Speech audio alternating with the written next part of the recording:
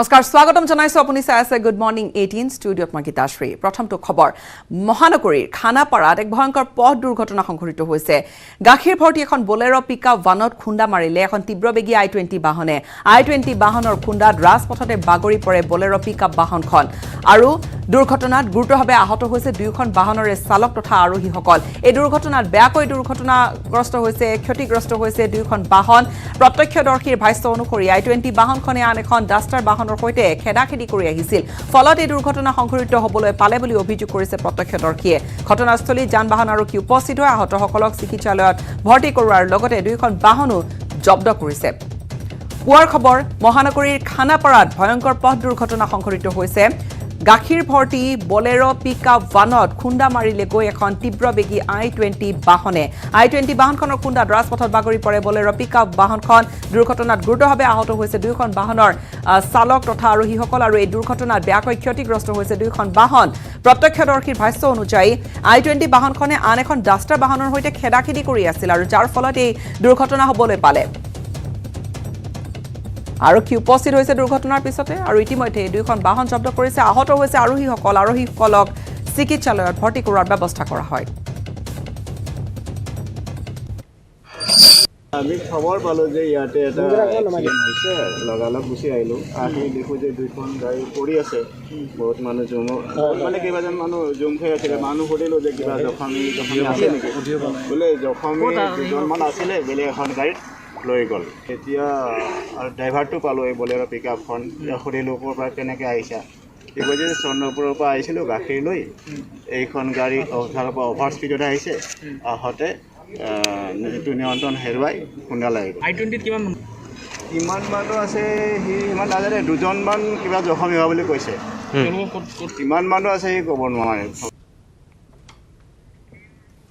আজি শহীদ সুমন স্বৰ্গীয়াৰীৰ ঘৰলৈ যাব মুখ্যমন্ত্ৰী ডক্টৰ হিমন্ত বিশ্ব শৰ্মা বৰমাৰ ঠেকেৰাকুছিৰ শহীদগৰাকীৰ ঘৰখনলৈ গৈ শোকসন্তপ্ত পৰিয়ালৰ খবৰ ল'ব মুখ্যমন্ত্ৰীগৰাকীয়ে উল্লেখযোগ্য যে মণিপুৰত যি উগ্ৰপন্থীয়ে ভয়ংকৰ এম্বুছ চলালে সেই এম্বুছত শ্বহীদ হৈছিল বৰমাৰ ঠেকেৰাকুছি গাঁওখনৰ সুমন স্বৰ্গীয়াৰীৰ ঘৰত কণমানি পুত্ৰ যিগৰাকী পুত্ৰৰ 3 বছৰো হোৱা নাই পত্নী আছে আৰু শোকসন্তপ্ত পৰিয়ালবৰ্গক আজি খবৰ ল'বলৈ যাব পৰিয়ালৰ মুখ্যমন্ত্ৰী ডক্টৰ হিমন্ত বিশ্ব শৰ্মা বৰমাৰ ঠেকেৰাকুছিত কিছু সময় পিছতে উপস্থিত হ'ব মুখ্যমন্ত্ৰীগৰাকী শ্বহীদগৰাকীৰ ঘৰলৈ গৈ শোকসন্তপ্ত পৰিয়ালৰ খবৰ ল'ব মুখ্যমন্ত্ৰীগৰাকী এটা ভয়ংকৰ এম্বুছ হৈছিলে মণিপুৰৰ চুৰাচান্দপুৰ জিলাত য'ত মণিপুৰ ম্যানমাৰ সীমান্তত মণিপুৰী উগ্ৰপন্থীয়ে ভয়ংকৰ এম্বুছ চলাইছিল 7গৰাকী লোক নিহত হৈছিল 11গৰাকী কমাণ্ডিং অফিচাৰ তেওঁৰ পত্নী পুত্ৰ আৰু লগতে 4গৰাকী জোৱান নিহত হৈছিল আৰু তাৰ লগতে আহত হৈছে আৰু বহুকেইগৰাকী আৰু বৰমাৰ ঘৰখনত যি এক শোকাকুল পৰিৱেশে বিৰাজ কৰি আছে সেইগৰাকী শ্বহীদৰ ঘৰলৈ আজি গৈ খবৰ ল'ব শোকসন্তপ্ত পৰিয়ালৰ মুখ্যমন্ত্ৰী ডক্টৰ হিমন্ত বিশ্ব শৰ্মাই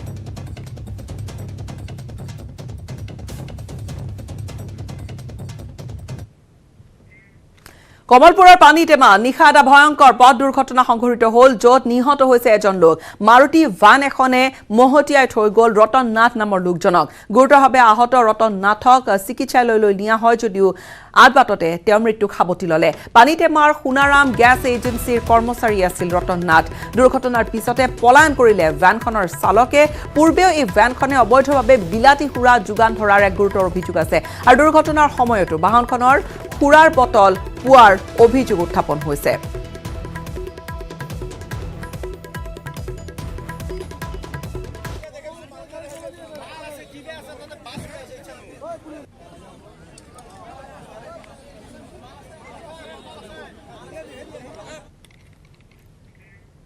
গোৱালপাৰাৰ আগিয়াত বুধিপাৰাত হাতীৰ আক্ৰমণত নিহত হৈছে এজন যুৱক নিহত যুৱকজনৰ নাম হৈছে প্ৰদীপ দাস সন্ধিয়া ঘৰত গৈ থকা অৱস্থাত যুৱকজনক আক্ৰমণ কৰিলে হাতীয়ে ঘটনাস্থলীত বন বিভাগ আৰু আৰক্ষী উপস্থিত হৈ উদ্ধাৰ কৰিছে যুৱকজনৰ মৃতদেহটো এয়া বুধিপাৰাৰ দৃশ্য বুধিপাৰাৰ ঘটনা গোৱালপাৰাৰ আগিয়াৰ অঞ্চল আগিয়াৰ বুধিপাৰাত হাতীৰ আক্ৰমণত নিহত হৈছে যুৱক এজন নিহত যুৱকজনৰ নাম হৈছে প্ৰদীপ দাস আৰু সন্ধিয়া ঘৰলৈ গৈ থকা অৱস্থাতে যুৱকজন হাতীৰ মুখামুখি হৈছিল যুৱকজনক এক প্ৰকাৰ আক্ৰমণ কৰিলে হাতীয়ে আৰু ঘটনাস্থলীত বন বিভাগ আৰু আৰক্ষী উপস্থিত হৈ মৃতদেহ যুৱকজনৰ উদ্ধাৰ কৰিছে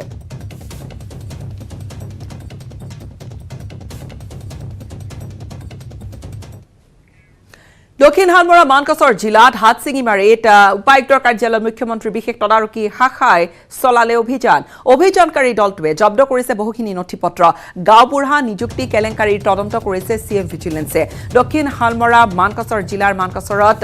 ৭০টা গাঁওবুঢ়া পদ আৰু দক্ষিণ হালমৰাত ইফালে ২৪টাকৈ গাঁওবুঢ়া পদত মুঠ ৯৪টা পদৰ অৰ্থাৎ নিযুক্তিত সংঘটিত হৈছিল ব্যাপক কেলেংকাৰী এই কথা পোহৰলৈ আহিছিল অভিযোগ দাখিল কৰিছিল একাংশ বঞ্চিত প্ৰাৰ্থীয়ে আৰু তাৰ পিছতে তদন্ত প্ৰক্ৰিয়া আৰম্ভ কৰিছিল তদানীন্তন এডিসি ছয়বুৰ ৰহমানৰ আৰু তদানীন্তন উপায়ুক্ত আতিকা সুলতানাই প্ৰতিটো গাঁওবুঢ়া পদৰ বাবদ ৫ৰ পৰা ১২ লাখ টকাকৈ সংগ্ৰহ কৰাৰ অভিযোগ উত্থাপন হৈছে আৰু সংগ্ৰহ কৰি যোগ্য প্ৰাৰ্থীক বঞ্চিত কৰাৰ অভিযোগ উত্থাপন কৰিছে বঞ্চিত প্ৰাৰ্থীসকলে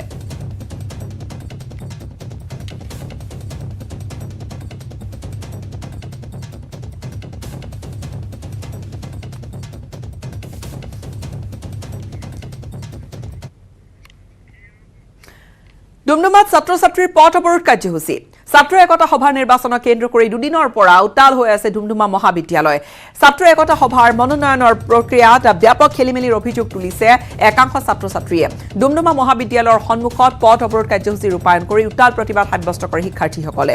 দুটা দিন ধৰি এই ধৰণে প্ৰতিবাদ মুখৰ হৈ আছে বিদ্যালয় চৌহদ পথ অৱৰোধ কাৰ্যসূচী ৰূপায়ণ কৰা হৈছে ডুমডুমাৰ ঘটনা ডুমডুমাত ছাত্ৰ-ছাত্ৰীয়ে পথ অৱৰোধ কৰিছে এগৰাকী প্ৰাৰ্থীৰ যি ছাত্ৰ একতা সভাৰ নিৰ্বাচন সেই নিৰ্বাচনৰ মনোনয়ন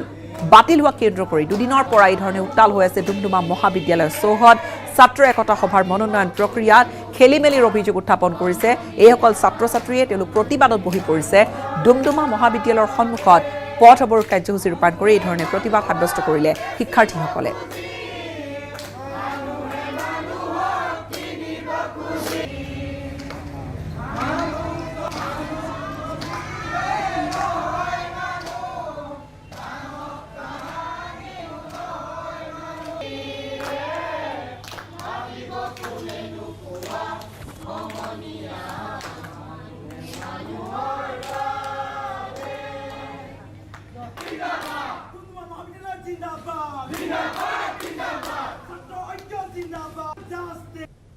যোৱাকালি ডুমডুমা মহাবিদ্যালয়ৰ ২০২১ বেচবৰ্ষৰ সাধাৰণ নিৰ্বাচনৰ নমিনেশ্যন যিটো মনোনয়ন পত্ৰ সেই মনোনয়ন পত্ৰৰ ফলাফল ঘোষণা কৰিছিল আৰু তাত এনেকুৱা কিছুমান প্ৰাৰ্থী নাম আহিছে যিসকলৰ হয়তো বয়স বৃদ্ধি হৈছে অন্যথা ব্ৰেকলক লাগি আছে কিন্তু তথাপিতো কিন্তু তেওঁলোকৰ পাছ হৈ গৈছে কিন্তু অন্যথা কেইজনমানৰ কেণ্ডিডেটৰ কিন্তু সম্পূৰ্ণ শুদ্ধ নথিপত্ৰ সম্পূৰ্ণ শুদ্ধ আছে তথাপি কিন্তু তেওঁলোকক পাছ ফেইল কৰাই দিছে আমি সেইটো কথা আমি লগে লগে যোৱাকালি আমি তেওঁলোকক প্ৰশ্ন উত্থাপন কৰিছিলোঁ কিন্তু তেওঁলোকে ক'লে যে আমাক এখন লিখিতভাৱে দিয়ক আমি 2 মিনিটৰ ভিতৰত আমি এখন লিখিতভাৱে জাননী জনাইছিলোঁ কিন্তু তেওঁলোকে সেইখন একচেপ্ট নকৰিলে কিয় একচেপ্ট নকৰিলে সেইটো ডাঙৰ প্ৰশ্ন পৰৱৰ্তী খবৰলৈ আগবাঢ়িম মহানগৰীৰ আয়কৰ বিভাগে অভিযান চলাই গৈছে লোহিয়া গ্ৰুপৰ ব্যৱসায়িক প্ৰতিষ্ঠানত এই অভিযান চলোৱা হৈছে ফাঁচী বজাৰ খ্ৰীষ্টিয়ান বস্তি ৰিহাবাৰী আঠগাঁৱতো অভিযান চলিছে সমান্তৰালকৈ শ্বিলঙতো আয়কৰ বিভাগে অভিযান চলোৱা দেখা গৈছে কলকাতাৰ পৰা আহিছে আয়কৰ বিভাগৰ দল আৰু এই দলটোৱে অভিযান চলাই গৈছে কাৰ্যালয়ৰ লগতে লোহিয়া গ্ৰুপৰ বাসগৃহতো অভিযান চলাইছে মঙলবাৰে পুৱাৰে পৰা আয়কৰ বিভাগে চলাই গৈছে অভিযান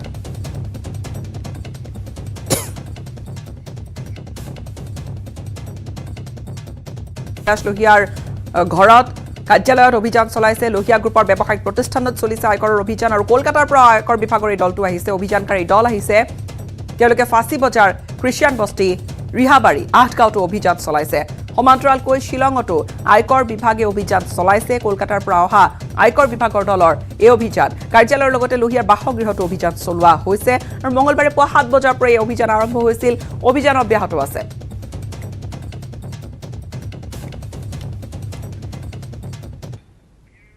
শিলচৰ ৰংপুৰত এক ভয়ংকৰ অগ্নিকাণ্ড জুই জাহ গ'ল এটা ঘৰ আহমেদ লস্কৰ নামৰ লোকজনৰ ঘৰত লাগিল ভয়ংকৰ জুই ঘটনাস্থলীত উপস্থিত হৈছে অগ্নি নিৰ্বাপক বাহিনী আৰু ঘৰটোত আছিল প্লাষ্টিক আৰু ৰবৰৰ বহুখিনি সামগ্ৰী জুইত পুৰি চাৰখাৰ হৈছে সকলোখিনি শিলচৰৰ ঘটনা শিলচৰৰ ৰংপুৰত ভয়ংকৰ এই অগ্নিকাণ্ড জুই জাহ গৈছে এটা ঘৰ সম্পূৰ্ণৰূপে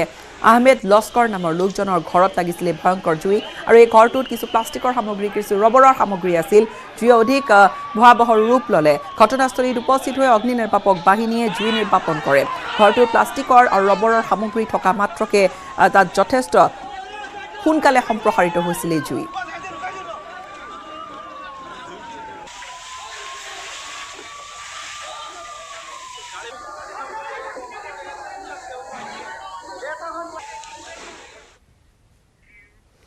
মূল্যবৃদ্ধি নিয়ন্ত্ৰণৰ বাবে যোগান বিভাগে গঠন কৰিব এনফোৰ্সমেণ্ট টিম প্ৰতিখন বজাৰৰ ফলকত ব্যৱসায়ীয়ে লিখি দিব লাগিব সামগ্ৰীৰ মূল্য পাইকাৰী বজাৰতকৈ 500 টকাহে অধিক মূল্য ল'ব পাৰিব খুচুৰা ব্যৱসায়ীয়ে নীতি উলংঘা কৰিলে ব্যৱস্থা ল'ব যোগান বিভাগে অনিয়ন্ত্ৰিত খুচুৰা সামগ্ৰীৰ বজাৰ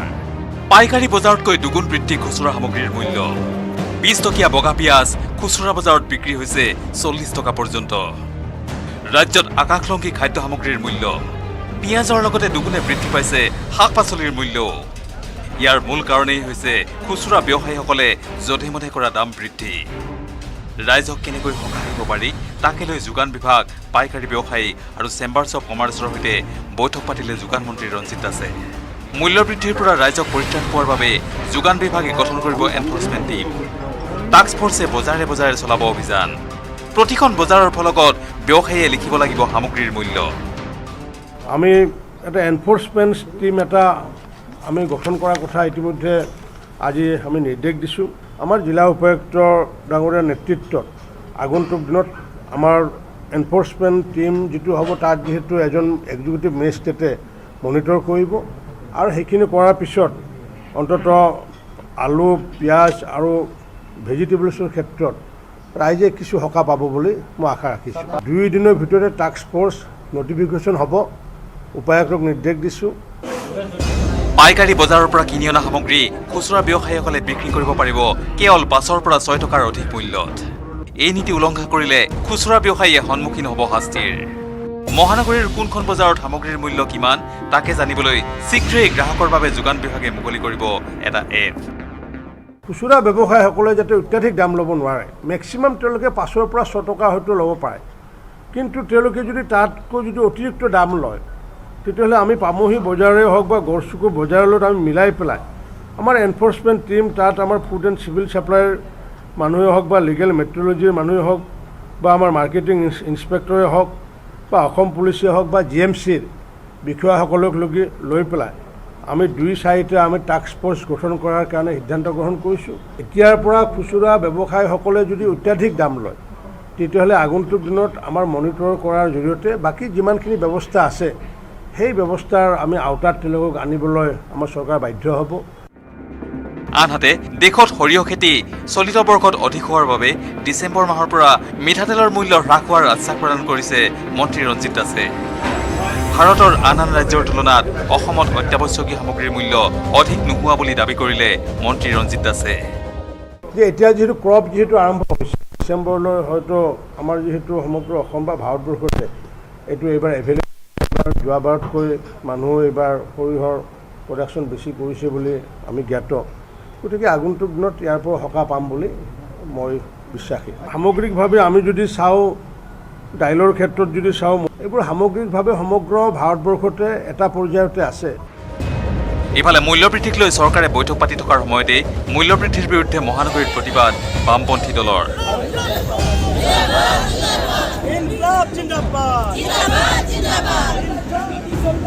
কামৰূপ মহানগৰ জিলা উপায়ুক্তৰ কাৰ্যালয়ত প্ৰতিবাদী কাৰ্যসূচী ৰূপায়ণ কৰিলে CPIM দলে কেমেৰা পাৰ্চন সঞ্জয় বৰাৰ সহযোগত হিৰকজ্যোতি মালাকাৰৰ report news 18 Assam north east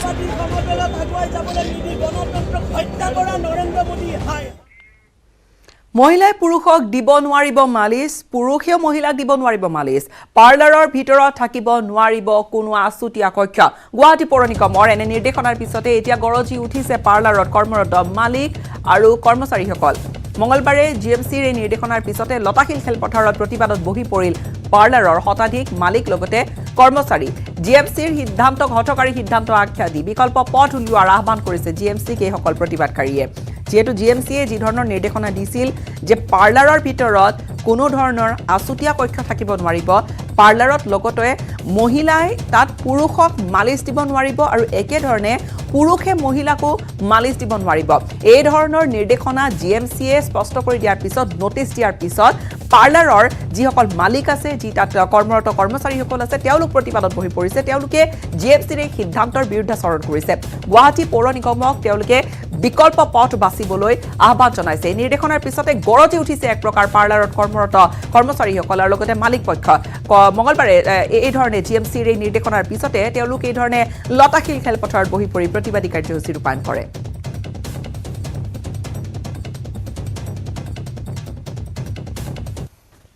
চৰকাৰৰ নিয়ম ফ'ল' কৰিম, আমাৰ কোনো প্ৰব্লেম নাই, কিন্তু আমি সেইখিনি নিয়ম ফ'ল' কৰিবলৈ যাওঁতে আমি আমাৰ ষ্টাফ আমি ৰাখিব নোৱাৰোঁ। সেইখিনি ষ্টাফ আমি এৰি দিব লাগিব, কাৰণ আমাৰ ছোৱালীয়ে ছোৱালীক টাচ কৰিব লাগিব, ল'ৰাই ল'ৰাক টাচ কৰিব লাগিব।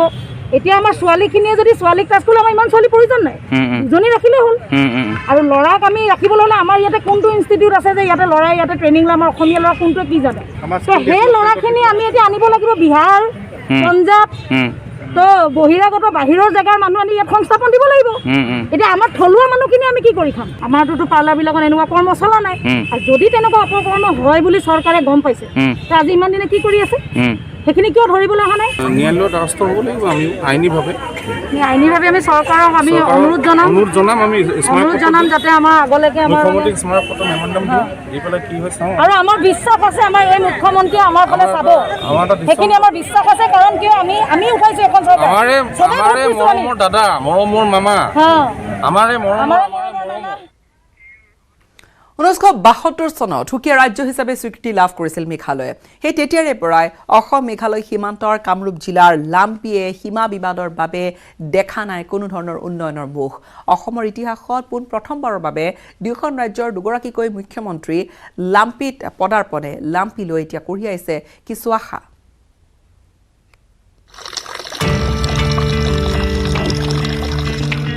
লাম্পিৰ দুখ, লাম্পিৰ যন্ত্ৰণা, সীমা বিবাদৰ বাবে 49 বছৰ ধৰি উন্নয়ন বঞ্চিত লাম্পি।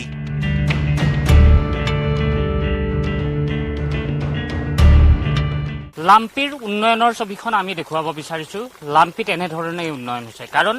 লাম্পিত উন্নয়ন বুলি ক'লে এনেকুৱা কথা কিছুমানে আহে। লাম্পিত এতিয়া উন্নয়ন নাই, কাৰণ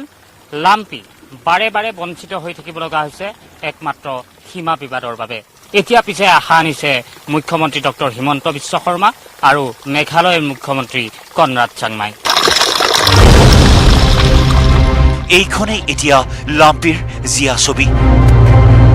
সীমা বিবাদৰ বাবে 1972 চনৰ পৰাই অসমৰ মানচিত্ৰত থকা লাম্পি সকলো ফালৰে পৰা বঞ্চিত হৈ আহিছে। নাই এখন ভাল স্কুল, নাই হাস্পতাল।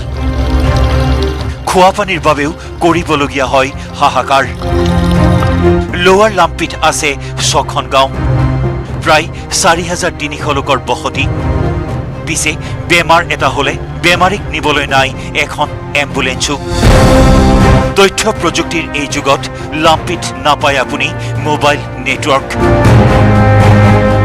মোৰ হাতত এতিয়া দুটা ফোন আছে, দুটা ফোনৰ এটা ফোনতো কিন্তু নেটৱৰ্ক নাই। ঠিক একেদৰে মোৰ সহযোগী কেমেৰা পাৰ্চন অঞ্জন ডেকাৰ হাতত যিটো মোবাইল আছে, সেই মোবাইলতো নেটৱৰ্ক নাই। স্কুলৰ অভাৱ আছে, অংগনবাদী চেণ্টাৰ বহুত পুৰণা ভাঙি চিটি আছে, সেইবিলাক ভাল হোৱা নাই। তাৰপিছত ৰাস্তা ঘাটৰ বহুত অসুবিধা আছে। একো নাপালেও মানুহখিনি কিন্তু মেঘালয়ত অন্তৰ্ভুক্ত হ'ব নিবিচাৰে। আমৃত্যুত থাকিব বিচাৰে স্বাভিমানী অসমীয়া হৈ। আমি অসমতে থাকিব বিচাৰিম, মেঘালয়ত থাকিব নিবিচাৰিম। মানে আমি অসমতে থাকিম, অসমে চাব লাগিব আমাক। যিহেতুকে আমাৰ অসমৰে মাটি, অসমৰ মাটিতে আমি থাকিম বুলি ভাবিছোঁ। এইসকল লোকৰ আশা ভৰসাৰ থল এতিয়া মুখ্যমন্ত্ৰী ডক্টৰ হিমন্ত বিশ্ব শৰ্মা। লাম্পিৰ ইতিহাসত এয়াই প্ৰথম এগৰাকী মুখ্যমন্ত্ৰী আহিছে লাম্পিলৈ। লগত আহিছে বিবদমান আনখন ৰাজ্যৰ মুখ্যমন্ত্ৰীও। প্ৰথমে মেঘালয়ৰ মুখ্যমন্ত্ৰী কনৰাড চাংমায়ে ক'লে, আমি গুৱাহাটী শ্বিলঙত বহি সীমা সমস্যা সমাধান কৰিব বিচৰা নাই, আমি বিবদমান অঞ্চললৈ গৈ সমাধান কৰিব বিচাৰো সমস্যাৰ। अगर हम शिलोंग गुवाहाटी में बैठकर इसको रिजॉल्व करने की कोशिश करेंगे तो नहीं होगा। हमें अलग अलग एरियाज में जाकर लोगों के दुख दर्द को देखना होगा, उसे समझना होगा और इस बॉर्डर इश्यू का कोई ना कोई समाधान हमें निकालना होगा। ये सोच से डॉक्टर हिमंत बिस्वा शर्मा जी, और मैं और हमारे मंत्रीगण और हमारे ऑफिसर्स आज सभी यहां पे लंगपी पे आए हैं क्योंकि हम चाहते हैं कि हम लोग जहां पे इश्यू है वहां आकर लोगों की समस्या को समझे और उसे समझकर ग्राउंड रियलिटी को देखकर हम लोग आगे कदम बढ़ाए। एकी सुरते सुर मिलाई অসমৰ মুখ্যমন্ত্ৰী ডক্টৰ হিমন্ত বিশ্ব শৰ্মায়ো কলে লাম্পিয়ে দেখিব লাগিব উন্নয়নৰ মুখ। লাম্পিৰ ৰাইজলৈ অনুৰোধ মুখ্যমন্ত্ৰী ডক্টৰ হিমন্ত বিশ্ব শৰ্মাৰ অসমে দিছে নে মেঘালয়ে দিছে সেয়া বাদ দি ৰাইজে লওক কেন্দ্ৰীয় চৰকাৰৰ আঁচনিৰ সুফল। আজি লাম্পিত মোবাইল টাৱাৰ নাই, লাম্পিত আজি ৰাস্তা বনাব গলে দুইখন ষ্টেটৰ মাজত হোৱা সমস্যাৰ বাবে কৰবাত নহয় কৰবাত ৰাস্তাৰ নিৰ্মাণ বন্ধ হৈ যায়। যে অন্তত ভাৰত চৰকাৰে দিয়া আঁচনিসমূহক আমি দুইগৰাকী উপায়ুক্ত আৰু MLA সকলে লগ লাগি আমি যদি কৰিবৰ বাবে আৰম্ভ কৰোঁ তেতিয়াহ'লে আমাৰ এই অঞ্চলত উন্নয়নৰ এক নতুন দিগন্ত আহিব। সঁচাকৈ এই দুই মুখ্যমন্ত্ৰীৰ প্ৰচেষ্টাত পৰিৱৰ্তন আহক লাম্পিলৈও। লাম্পিয়ে পাওক ৪৯ বছৰ ধৰি সহি অহা যন্ত্ৰণাৰ পৰা মুক্তি।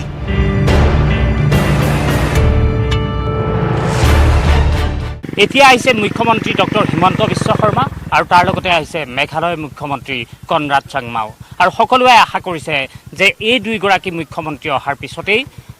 লাম্পিয়ে যি উন্নয়নৰ মুখ দেখিব লাগে সেই উন্নয়নৰ মুখ দেখিব। লাম্পিৰ পৰা কেমেৰা পাৰ্চন অঞ্জনৰ সহযোগত মই Raju Baruah, news 18 Assam north east.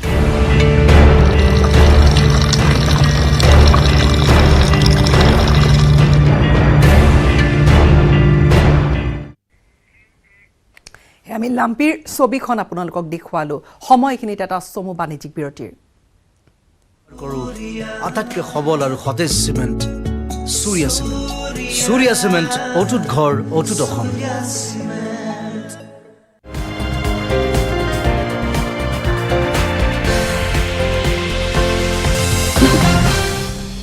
Kumar Engineering Power Dealer, now with free registration, insurance and easy finance. Contact Skylight Automotive Private Limited 7002845016. স্বাগতম জনাইছো।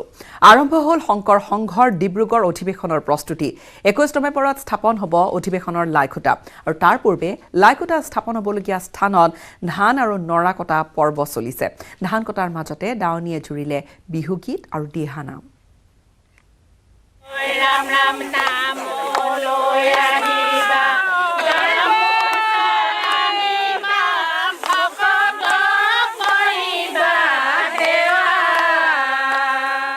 উত্তৰ পূৰ্বাঞ্চলৰ বৃহৎ ধৰ্মীয় অনুষ্ঠান শ্ৰীমন্ত শংকৰদেৱ সংঘৰ ৯১ সংখ্যক বাৰ্ষিক অধিৱেশনখনি ৪ ফেব্ৰুৱাৰীৰ পৰা অনুষ্ঠিত হ'ব নাহৰকটীয়াৰ ৰাঙলী পথাৰৰ ককা বাগ্মীবৰ নীলমণি ফুকন সমন্বয় ক্ষেত্ৰত। ভালে পুৱা মৰম তালৈনো বিয়া পতা তালৈনো বিয়া পতা বাৰ্ষিক অধিৱেশনখন উপলক্ষে 21 নৱেম্বৰত শ্ৰীমন্ত শংকৰদেৱ সংঘৰ পদাধিকাৰ কমলাকান্ত গগৈয়ে লাইখুটা স্থাপন কৰিব। সেয়েহে সোমবাৰে ৰাঙলী পথাৰৰ স্থানীয় ৰাইজৰ লগতে দুলীয়াজান টিংখং, ৰাজগড়, নামৰূপ, টেঙাঘাট আৰু নাহৰকটীয়াৰ পৰা শতাধিক মহিলাই লাইখুটা পোতা ঠাইত ধান দোৱা আৰু নৰা কটা পৰ্ব ৰূপায়ণ কৰে।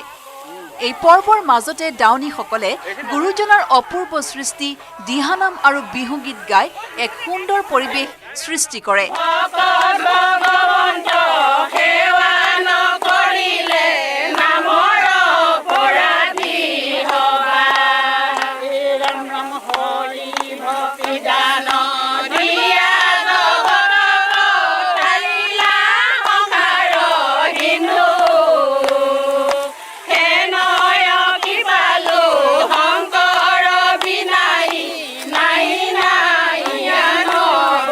যেনেধৰণে ৰাইজে সেৱাখিনি কৰিবলৈ আগবাঢ়ি আহিছে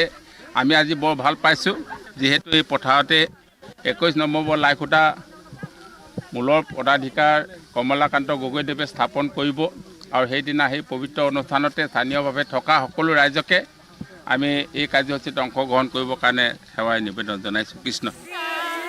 প্ৰায় 10,000 ভকত বৈষ্ণৱ সমাগম হ'ব লগা এই কাৰ্যসূচীত ভকতসকলক আদৰিবলৈ প্ৰস্তুতি প্ৰায় সম্পূৰ্ণ।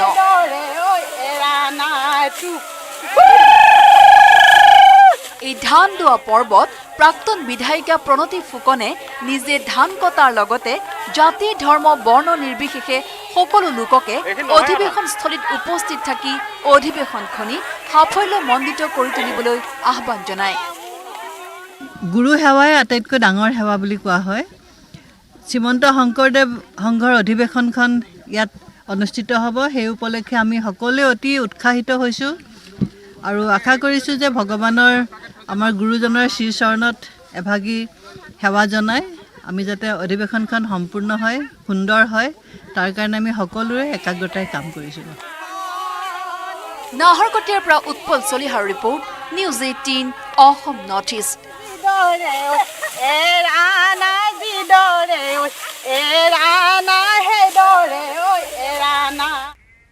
আৰু ইফালে মাজুলী সাজু হৈছে ৰাসৰ বাবে। মাজুলীৰ অৰ্ধ শতাধিক ৰাস মঞ্চৰ লগতে মাজুলীৰ কমাৰ গাঁৱৰ শংকৰী কলাকৃষ্টি বিকাশ কেন্দ্ৰই ৰাস উৎসৱ পালনৰ বাবে পূৰ্ণ প্ৰস্তুতি চলাইছে। শৰতৰ পূৰ্ণিমা ৰাতি মাজুলীক দ্বিতীয় বৃন্দাবন ধামলৈ পৰ্যবেক্ষিত কৰিবলৈ কমাৰ গাঁৱৰ বাসিন্দাই উৎসাহ উদ্দীপনাৰে এইবাৰ শ্ৰী শ্ৰীকৃষ্ণৰ সম্পূৰ্ণ ৰাসলীলা উদযাপনৰ বাবে সকলোখিনি প্ৰস্তুতি কৰিছে। আনহাতে উজনি মাজুলী মিলন সংঘৰ ৰাস আখৰাত ব্যস্ত কণ্ঠশিল্পী দীপলিনা ডেকা। উজনি মাজুলী মিলন সংঘ দৈৱকীৰ চৰিত্ৰত অভিনয় কৰিব দীপলিনা ডেকা।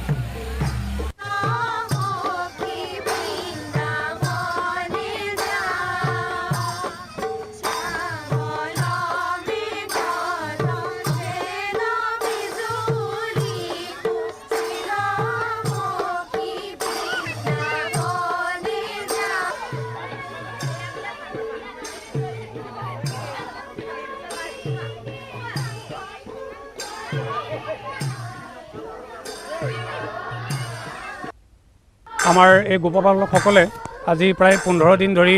একেৰাহে অনুশীলন কৰি আছে আৰু আমাৰ গোপীসকলেও তেনেদৰে ঠিক অনুশীলন আৰম্ভ কৰিছে আৰু বিভিন্ন আমাৰ যিখিনি আমাৰ আন্তঃগাঁথনি যি কাম আছিলে সেইখিনি ইতিমধ্যে সম্পূৰ্ণ হৈছে। আমি আশা ৰাখিছোঁ অনাগত দিনত আমি কোভিড প্ৰট'কল মানি হ'লেও আমাৰ ৰাসোৎসৱভাগী আমি খুব উলহ মালহেৰে উদযাপন কৰিম আৰু আমি অসমবাসী ৰাইজক এই আপাহতে আমি সময়খিনিতে আন এটা চমু বাণিজ্যিক বিৰতিৰ কৰোঁ আটাইতকৈ সবল আৰু সতেজ cement Surya cement. Surya cement অটুট ঘৰ অটুট অসম।